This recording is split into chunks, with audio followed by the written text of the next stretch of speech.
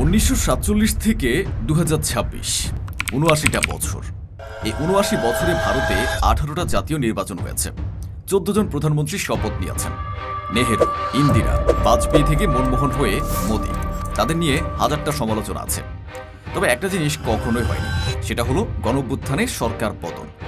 একটা দেশের সরকার পতনের পেছনে আমেরিকা কলকাঠি নাড়ে, এ কথা এখন সবারই জানা। যেটা জানা না সেটা হলো আমেরিকা বা চীনের কলকাঠি কেন ভারতে কাজ করে না, কেন কোনো বিদেশি শক্তি ভারত সরকারের পতন ঘটাতে পারে না। আছে 5টি কারণ। ক্যাপসুলের এই ভিডিওতে সেই 5টি কারণ সম্পর্কে জানব।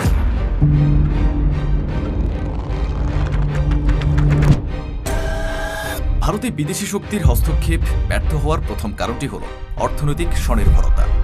একটা দেশ অর্থনৈতিকভাবে স্বাবলম্বী হলে সেই দেশে বাইরের শত্রুর নাক গলার সম্ভাবনা অর্ধেকই কমে যায়। আজ ভারত দুনিয়া কি ফাস্টেস্ট গ্রোয়িং মেজর ইকোনমি है। বাংলাদেশের কথাই ধরুন, 2017 সালে বাংলাদেশে 7.5 লাখ রোহিঙ্গা ঢুকেছিল। এ বোঝা বাংলাদেশের পক্ষে টানা কঠিন। রোহিঙ্গাদের খাবার, পানি, ঔষধ ও আশ্রয়ের জন্য বিদেশ থেকে প্রচুর অর্থ আসে। বেশিরভাগ অর্থই আসে আমেরিকা থেকে। সুতরাং বাংলাদেশের অভ্যন্তরীণ ব্যাপারে আমেরিকার হস্তক্ষেপের রাস্তাটা খোলা। কিন্তু ভারতের ব্যাপারটা আলাদা।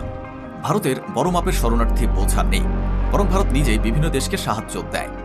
2000 সাল থেকে এখন পর্যন্ত ভারত 65-র বেশি দেশকে মোট $48 বিলিয়ন আর্থিক ও কারিগরি সহায়তা দিয়েছে। 2025 সালের বাজেটে ভারত শুধু উন্নয়নশীল দেশগুলোকে অনুদান হিসেবে $800 মিলিয়ন বরাদ্দ রেখেছে। मैं इकोनॉमी की बात करूं तो এবার আসা যাক বিদেশি ঋণ প্রসঙ্গে। পাকিস্তান 1958 সাল থেকে এখন পর্যন্ত 23 বার IMF এর কাছে গেছে। ঋণ দেওয়ার সময় IMF কিছু শর্ত দেয়। সেসব শর্ত মানলে চাল, তেল ও বিদ্যুতের মতো নিত্য পণ্যের দাম বাড়ে, ফলে মানুষের মনে ক্ষোভ জন্মায়। এরপর ঋণের জন্য আবারও হাত পাততে হয়। যে দেশ ঋণের জন্য যত মরিয়া থাকে সে দেশকে কন্ট্রোল করা তত সহজ। তবে ভারতের চিত্র সম্পূর্ণ আলাদা।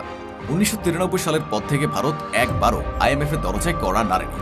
এখন ভারতের বিদেশি মুদ্রার রিজার্ভ $700 বিলিয়ন কাছাকাছি, যা গোটা বিশ্বের চতুর্থ অবস্থানে। এদিকে পাকিস্তানের রিজার্ভ $16 বিলিয়ন, আর বাংলাদেশের রিজার্ভ 23 থেকে 25 বিলিয়ন ডলারের মধ্যে ওঠানামা করছে। এই রিজার্ভের পার্থক্যটা বলে দেয় ভারতকে ঋণের লোভ বা ভয় কোনোটাই দেখানো সম্ভব নয়। এবার আসা যাক অর্থনৈতিক নিষেধাজ্ঞা বা স্যাংশন প্রসঙ্গে। কোনো দেশ যদি আমেরিকার অবাধ্য হয় তাহলে স্যাংশনের চাপে ফেলে সে দেশকে বাধ্য বানানো হয়। 1998 সালের মেতে ভারত যখন রাজস্থানের পোখরানে 5টি পারমাণবিক পরীক্ষা চালায়, আমেরিকা সঙ্গে সঙ্গে নিষেধাজ্ঞা আরোপ করে। জাপান আর ইউরোপও ভারতকে কোণঠাসা করে ফেলে। India conducted a series of nuclear explosive tests. जब भारत परमाणु शक्ति संपन्न राष्ट्र बना। তবুও ভারত তার পারমাণবিক কর্মসূচি বন্ধ করেনি, কারণ ভারতের অভ্যন্তরীণ বাজার এতটাই বড় যে আমেরিকার নিষেধাজ্ঞায় ভারতের অর্থনীতি ভেঙে পড়ার কোনো কারণই ছিল না। ফলে 2001 সালে নিষেধাজ্ঞা উঠে যায়। তারপর 2005 সালে ভারত আমেরিকা পারমাণবিক চুক্তি করে। যে দেশকে 7 বছর আগে নিষেধাজ্ঞা দেওয়া হয়েছিল সেই দেশের সঙ্গে চুক্তি হচ্ছে। এটা অর্থনৈতিক স্বনির্ভরতার শক্তি। তবে সাম্প্রতিককালে ডোনাল্ড ট্রাম্প ভারতের উপর অতিরিক্ত শুল্ক চাপালে ভারত সত্যি বিপদে পড়ে। কিন্তু পরে এই বিপদ থেকে তারা বের হয়ে আসে। এর পেছনে আছে ইন্ডিয়ান ডায়াসপোরা। ডায়াসপোরা হলো একটি জনগোষ্ঠী যারা বিশ্বের বিভিন্ন দেশে ছড়িয়ে ছিটিয়ে আছে। প্রায় 3.20 কোটি ভারতীয় বিদেশে বসবাস করে, যা বিশ্বের বৃহত্তম ডায়াসপোরা। বিশ্বের প্রায় প্রতিটি প্রভাবশালী দেশে ভারতীয় বংশোদ্ভূতরা এখন নীতি নির্ধারক পর্যায়ে কাজ করছে। FBI এর প্রধান কাশ প্যাটেল একজন ভারতীয় বংশোদ্ভূত। এই সফট পাওয়ার তথা নেটওয়ার্কের মাধ্যমে ভারত উপকৃত হয়, যা খবরের শিরোনামে আসে না। এখন সংক্ষেপে বলতে গেলে ভারতের অর্থনৈতিক স্বায়ত্তশাসনের 3টি স্তম্ভ আছে। 1. ভারত বিদেশি সাহায্য নেয় না, বরং দেয়, ফলে সাহায্য দিয়ে চাপ দেওয়ার কোনো সুযোগ নেই। 2. ভারত IMF এর ফাঁদে নেই। 3. ভারত নিষেধাজ্ঞা হজম করতে পারে। অর্থনৈতিক ব্যাপারটা শেষ। ভারতে বিদেশি শক্তির হস্তক্ষেপ ব্যর্থ হওয়ার দ্বিতীয় কারণটি হল সেনাবাহিনীর নিরপেক্ষতা এবং দেশপ্রেম। বিশ্বের বহু দেশ আছে যেসব দেশের সেনাবাহিনী বিদেশি শক্তির প্রভাবে নিজ দেশের সরকারকে উৎখাত করতে ভূমিকা রেখেছে। ভারতের এই ভয়টা কম। স্বাধীন ভারতের 77 বছরের ইতিহাসে একবারও সেনা অভ্যুত্থান হয়নি। এর পেছনে জওহরলাল নেহেরুর অবদান ব্যাপক। আগে ভারতের নৌ, সেনা ও বিমান 3 বাহিনীর একজন প্রধান থাকত। সে পদের নাম ছিল কমান্ডার ইন চিফ। বলার অপেক্ষা রাখে না, একজন কমান্ডার ইন চিফ চাইলে যে কোনো প্রধানমন্ত্রীর ক্ষমতা কেড়ে নিতে পারবে। এজন্য নেহেরু এই পদটা বাতিল করে দেন। বর্তমানে ভারতের 3 বাহিনীর প্রধান হিসেবে আছে চিফ অফ ডিফেন্স স্টাফ পদ। তবে তার ক্ষমতার অনেকটাই ছেটে ফেলা হয়েছে। চিফ অব ডিফেন্স স্টাফ চাইলে কোনো বাহিনীর প্রধানকে যুদ্ধের আদেশ দিতে পারবে না। তার মূল কাজ হল 3 বাহিনীর মধ্যে বাজেট, আধুনিক অস্ত্র কেনা এবং যৌথ প্রশিক্ষণের সমন্বয় করা। তিনি সরকারের একজন উপদেষ্টা মাত্র। ভারতের নৌ, সেনা ও বিমান বাহিনীর প্রধানদের যদি কিছু দরকার হয় তাহলে প্রতিরক্ষা মন্ত্রণালয়ের বেসামরিক সচিবের অনুমোদন লাগে। তাদের পদোন্নতিতেও জনগণের ভোটে জেতা রাজনীতিবিদদের সুপারিশ লাগে। যুদ্ধের সময়ও চূড়ান্ত সিদ্ধান্ত নেন নির্বাচিত প্রধানমন্ত্রী, সেনাপ্রধান নন। নেহরু আরও একটি কাজ করেছিলেন যা ভারতকে সেনা অভ্যুত্থানের হাত থেকে বাঁচিয়ে রেখেছে। তিনি সেনাবাহিনীর ভেতরে ইচ্ছাকৃতভাবে বৈচিত্র্য তৈরি করে গেছেন। পাকিস্তান সেনাবাহিনীতে পাঞ্জাবিদের আধিপত্য, ফলে পাঞ্জাবিরা এক হলে একটা অভ্যুত্থান ঘটানো সম্ভব। তবে ভারতে ইচ্ছাকৃতভাবে বিভিন্ন রাজ্য ও বিভিন্ন সম্প্রদায়ের মানুষ দিয়ে সেনাবাহিনীকে মাল্টি ডাইমেনশনাল করা হয়েছে। এই বৈচিত্র্যের কারণে সেনাবাহিনীর ভেতরে গ্রুপিং হয় না। কোনো পাঞ্জাবি সেনা অফিসার অভ্যুত্থানের চেষ্টা করলে কোনো রাজস্থানী অফিসার তা বানচাল করে দেবে, ফলে সরকারের কিছু করা লাগছে না। সেনাবাহিনীর ভেতরের সমস্যা সেনাবাহিনীর ভেতরেই মিটে যাচ্ছে। বিদেশি শক্তি এখানেই অসহায়। উদাহরণ হিসেবে 1975 সালের কথা বলা যায়। এই সময় ভারতের প্রধানমন্ত্রী ছিলেন ইন্দিরা গান্ধী। আমেরিকাকে খুব একটা পাত্তা দিতেন না বলে তার বিদেশি শত্রুর অভাব ছিল না। 1975 সালে ইন্দিরা গান্ধী জরুরি অবস্থা জারি করেন। এই পরিস্থিতিতে ভারতীয় আর্মির জায়গায় অন্য দেশের আর্মি হলে হয়তো বিদেশি ইন্ধনে সেনা অভ্যুত্থান ঘটে যেত। অথচ 1977 সালে ভারতে নির্বাচন হয়, ইন্দিরা হারেন, ক্ষমতা বদলায়। পুরোটাই বেসামরিক প্রক্রিয়ায় হয়। বিদেশি শক্তি যখন ভারতে অস্থিরতা তৈরি করতে চায়, তাদের সবচেয়ে বড় বাধা হলো এই সেনা কাঠামো। রাস্তায় লক্ষ লক্ষ মানুষ নামলেও সেনাবাহিনী তার কাজটা করে যায়। তারা শাসক নয়, সেবক হয়েই থাকতে চায়। তবে সেনাবাহিনীর মধ্যেও অর্থনৈতিক ব্যাপার আছে।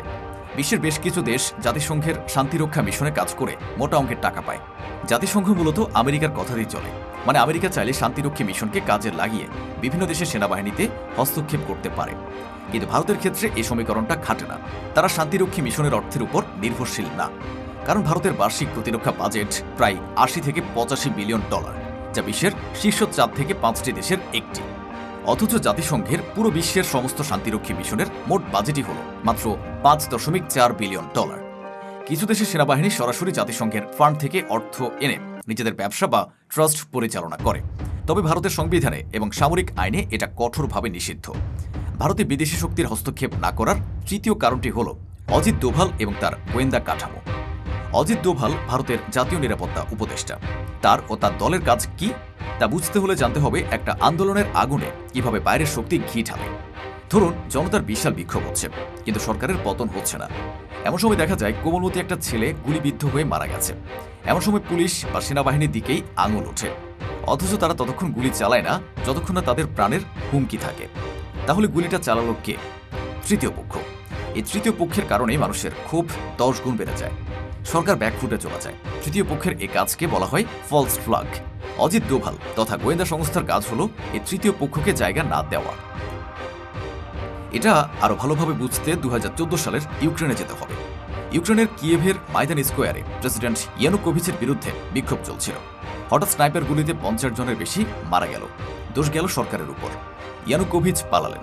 পরে জর্জিয়ার স্নাইপারদের সাক্ষাৎকারে বেরিয়ে এলো তাদের বলা হয়েছিল 2 দিক থেকে গুলি করতে, বিক্ষোভকারীকেও পুলিশকেও, যাতে কেউ বুঝতে না পারে কে মারছে।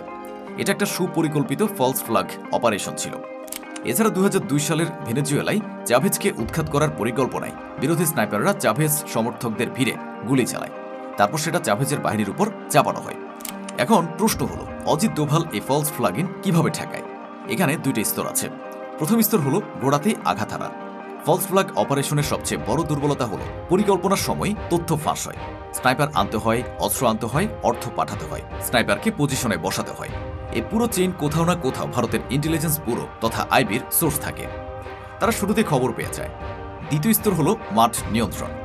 ভারতে বড় বিক্ষোভের আগে আইবি স্থানীয় পুলিশকে অ্যালার্ট করে। ভিড়ের মধ্যে সাদা পোশাকে গোয়েন্দা থাকে। ছাদে বিল্ডিংয়ে আগে থেকেই এনএসজি বা স্থানীয় বাহিনী পজিশন নেয়।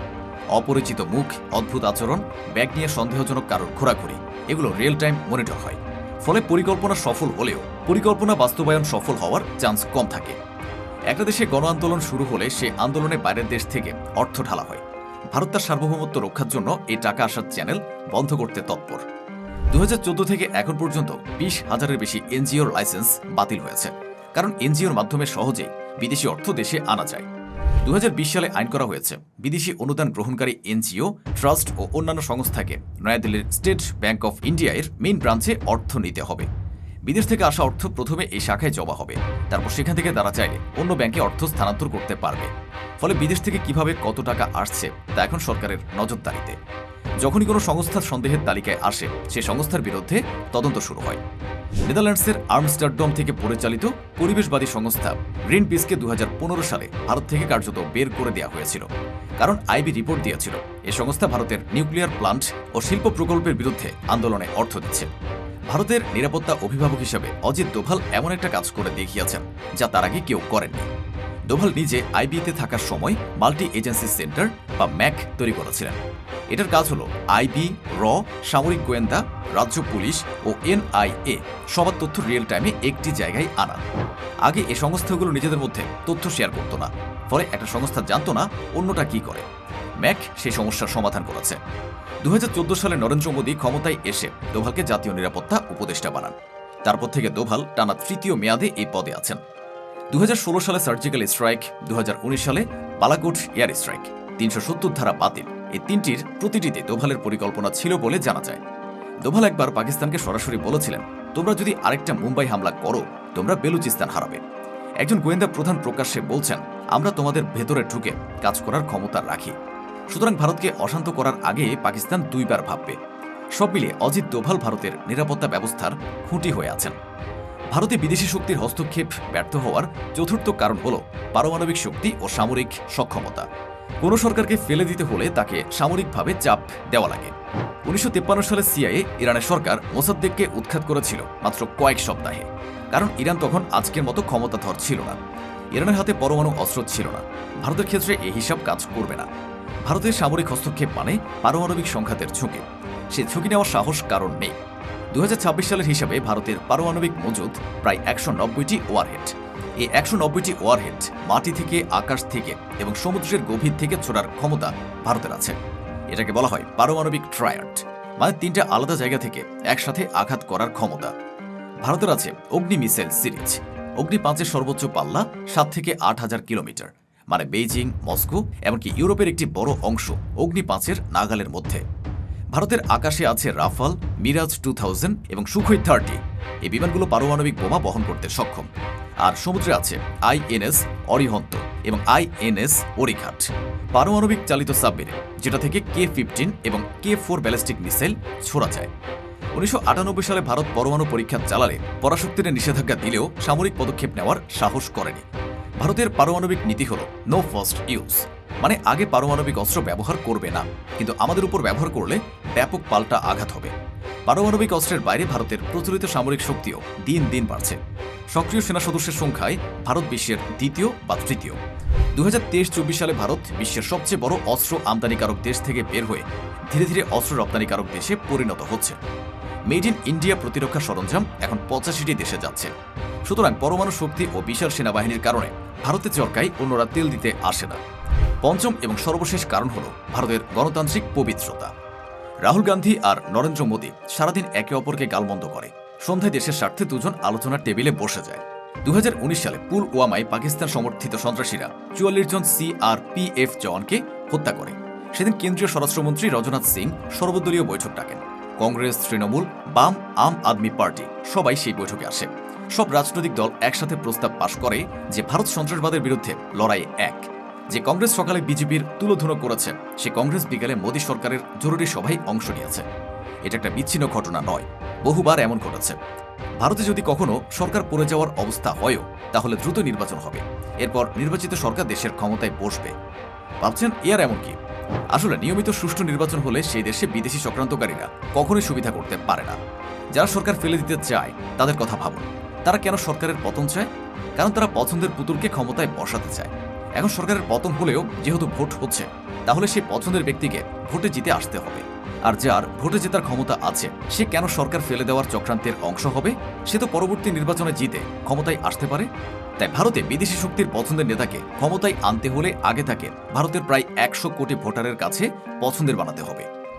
2024 সালের নির্বাচনে একা ভারতেই 96 কোটি 90 লাখ নিবন্ধিত ভোটার ছিল। এ সংখ্যাটা কত বড় একটু বলি।